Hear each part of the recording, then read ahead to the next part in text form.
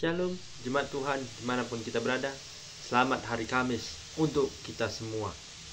Beritaan firman Tuhan kita pada hari Kamis ini terambil dari Zefania 2 ayat yang pertama sampai dengan yang ketiga.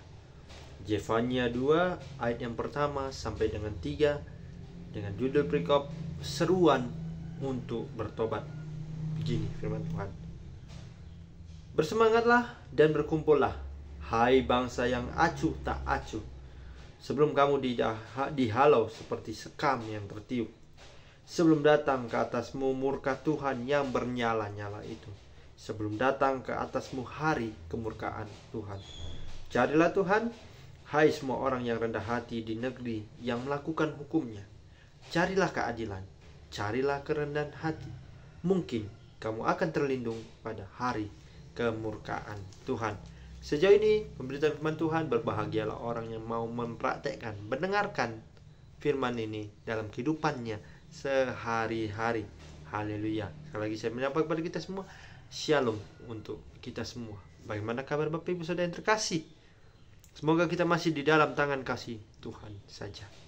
Firman Tuhan kita pada hari ini mengangkat tema, carilah Tuhan supaya kamu hidup. Sekali lagi, carilah Tuhan maka kamu hidup. Bapak Ibu Saudara yang terkasih, kitab Zefania ini adalah satu kitab yang ditulis oleh salah satu bernama Nabi. Ya tentu namanya adalah Nabi Zefania itu sendiri. Jadi kitab ini adalah kitab Nabi ke-9 dari 12 Nabi kecil, yang isinya mungkin kita lihat adalah sangat-sangat pendek. Tetapi kitab ini memiliki sangat banyak sekali pesan yang terkandung di dalamnya. Ya salah satunya adalah bagaimana supaya manusia tetap hidup dalam Tuhan. Bapak Ibu Saudara yang terkasih, pada kali ini kita akan berbicara tentang dari kitab Zefania yang tadi saya katakan di awal adalah seorang nabi kecil dari yang ke-12. Jadi ada 12 murid, 12 nabi, tetapi Zefania ini masuk di dalam nabi yang ke-9. Nah, berbicara tentang seruan untuk bertobat, ataupun yang tadi saya katakan temanya adalah carilah Tuhan supaya kamu hidup. Berbicara bagaimana kalau kita lihat di dalam kehidupan dunia ini, tentu orang-orang banyak sekali mengatakan bahwasannya kalau kita sudah bertobat, pasti kita akan berbuat dosa lagi. Pasti. Tidak ada yang namanya mungkin kalau kita lihat ketika orang sudah bertobat, benar-benar bertobat, tetapi pada akhirnya mungkin ada godaan-godaan untuk bagaimana dia bisa berbuat dosa itu kembali. Tetapi dalam kitab Zefania 2 ayat 1-3 ini, bagaimana Zefania menceritakan bahwasannya, hai kamu bangsa-bangsa. Di dalam ayat 1 dikatakan adalah, semangatlah, berkumpullah. Karena meskipun engkau adalah bangsa yang tidak taat, bangsa yang mungkin dikatakan adalah bangsa yang tidak patuh kepada Tuhan, tapi itu semua Zefania mau mengatakan adalah bersemangatlah, berkumpullah, hai bangsa-bangsa yang tak acuh. Jadi dia memperingatkan bahwasannya kalau engkau mau bertobat, bertobatlah. Karena kalau kita lihat dalam ayat 2 dikatakan adalah sebelum kamu dihalau sekam seperti sekam yang tertiup, sebelum datang ke atasmu murka Tuhan yang bernyala-nyala itu, sebelum datang ke atasmu hari kemurkaan Tuhan. Jadi artinya adalah Zefania mau mengajak kepada kita semua, bukan hanya saya, tetapi Bapak Ibu Saudara yang terkasih, untuk tetap hidup di dalam mencari keadilan Allah itu sendiri. Hidup dengan cara bertobat untuk kepada Tuhan saja. Saya yakin kepada kita semua Bapak Ibu Saudara yang terkasih, mungkin suatu saat, suatu ketika, apa yang dialami oleh bangsa-bangsa yang tidak mau bertobat, bangsa-bangsa yang tidak mau mendengarkan firman Tuhan, mungkin dia akan mendapatkan musibah yang mungkin bisa saja dia menimpa dirinya sendiri. Seperti adalah kena bencana alam, dia menjadi orang yang berdosa, dia menjadi orang-orang yang tidak takut akan Allah. Oleh sebab itu Bapak Ibu Saudara terkasih, dikatakan Zefania sekali lagi adalah nabi yang ke-9 ini mengatakan bahwasanya, hai kamu bangsa-bangsa yang acuh tak acuh, berkumpullah, bersemangatlah, bertobatlah kepada Tuhan, carilah keadilan Tuhan, maka engkau akan hidup di dalamnya. Itu terjadi juga kepada kita semua, Bapak Ibu Saudara yang terkasih. Bagaimana ketika kita lihat banyak sekali kisah-kisah di dalam Alkitab. Contohnya saja, dari bangsa Niniwe.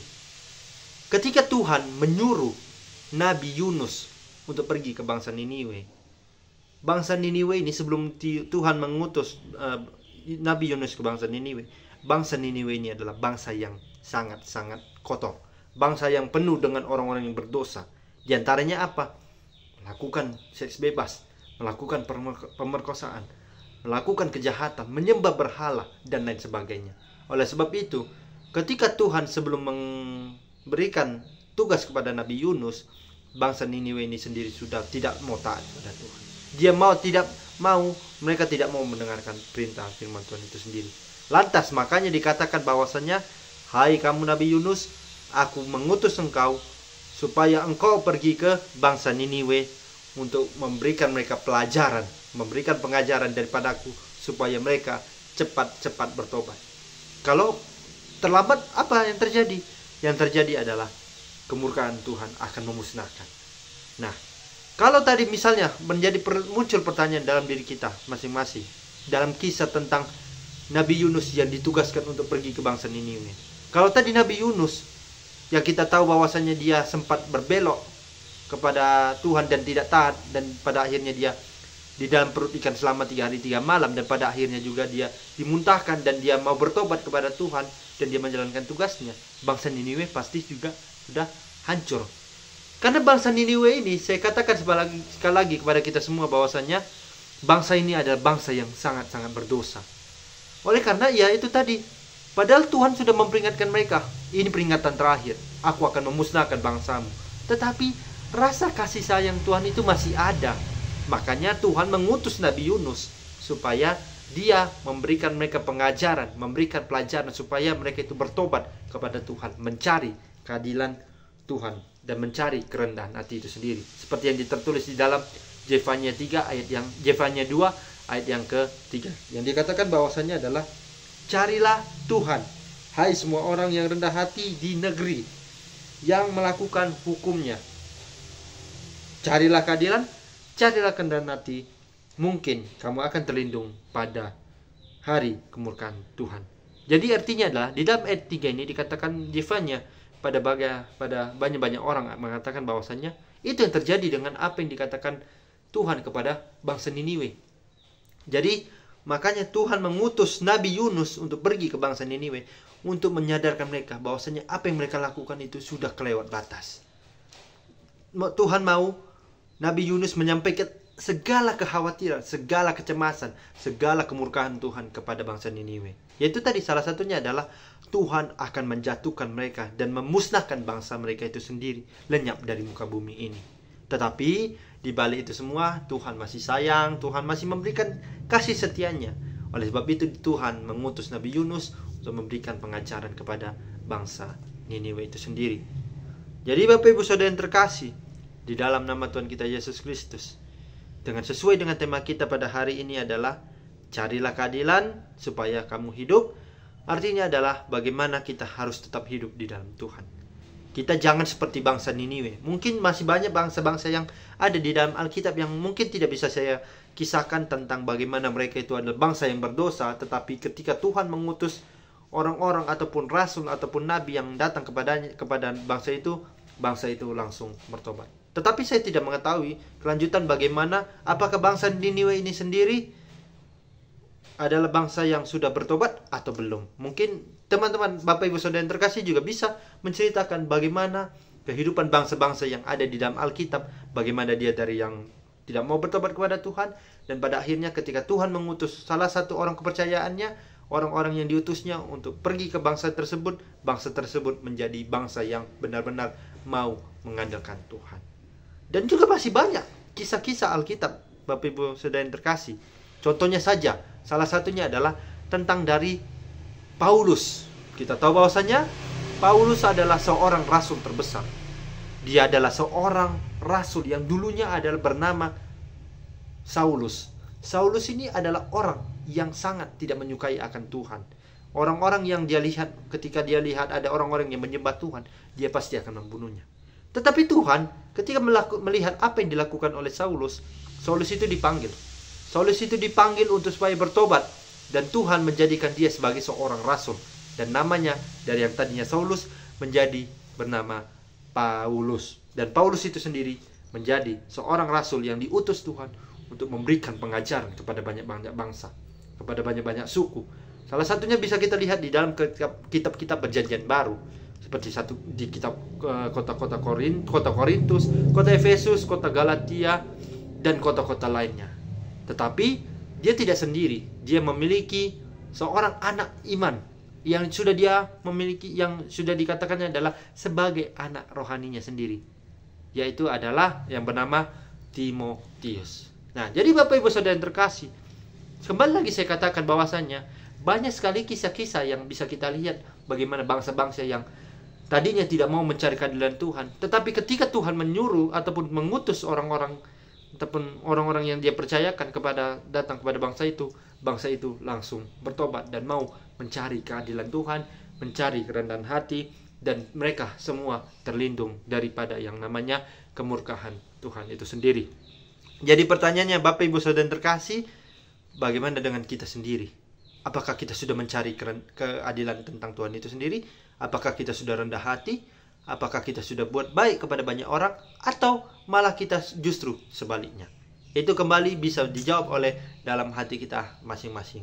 Tetapi yang terpenting adalah bagaimana kita sebagai orang-orang percaya yang ada di dunia ini, kita lantaskan, kita ikrarkan hidup kita untuk tetap percaya kepada Tuhan saja. Kita katakan bahwasannya, aku hanya percaya kepada Tuhan. Aku mau mengandalkan Tuhan saja. Aku mau mengikuti firman Tuhan. Aku mau mengikuti perintah firman Tuhan. Tetapi sebelum itu Bapak Ibu Saudara terkasih juga, sebelum saya menutup pemberitaan firman Tuhan pada hari ini, dari 10 perintah hukum Taurat, apakah kita semua sudah menjalankannya dengan baik? Atau masih beberapa saja?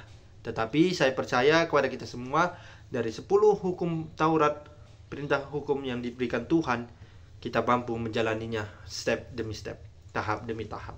Dan saya percaya kepada kita semua, melalui kisah firman Tuhan ini, melalui kisah Jefanya, yang menyadarkan bahwasannya setiap manusia haruslah mencari keadilan Tuhan, supaya kita tetap hidup di dalam tangan kasih Tuhan. Demikianlah pemberitaan firman Tuhan pada hari ini. Semoga firman Tuhan ini bisa berguna dan bisa menyadarkan bahwasannya hidup kita hanya untuk mengandalkan Tuhan, dan kita harus hidup rendah hati. Kita harus mencari yang namanya keadilan Tuhan, supaya hidup kita tetap senantiasa selalu diberkati oleh Tuhan saja. Demikian firman Tuhan. Shalom. Terima kasih. Tuhan Yesus memberkati.